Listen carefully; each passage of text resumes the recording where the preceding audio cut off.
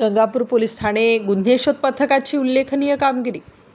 Gangapur police Thane गुन्हे शोध पथकाकडून मुंबई नाका पोलीस स्टेशनकडील मोबाईल चोरीचा गुन्हा अवघ्या 24 तासाच्या आत उघड. 75,000 रुपये किमतीचा सॅमसंग कंपनीचा व गुन्ह्यात वापरण्यात आलेली मोपेड मोटारसायकल 45,000 रुपये असा एकूण 1,20,000 रुपये किमतीचा मुद्देमाल हस्तगत करून आरोपी ताब्यात.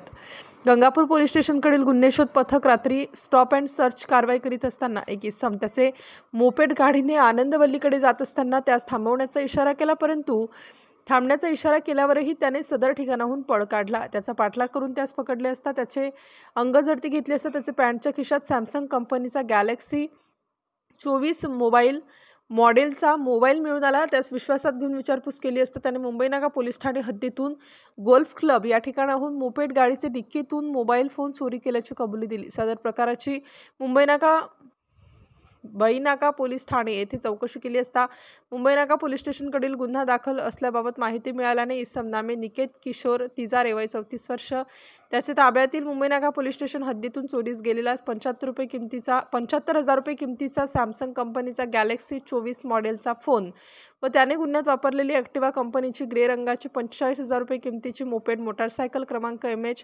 15GB 7413 असा एकूण 1,20,000 रुपये किमतीचा मुद्देमाल हस्तगत करून गुन्हा उघडकीस आणला आहे. स्टार न्यूजसाठी मोहसिन पठाण, नाशिक.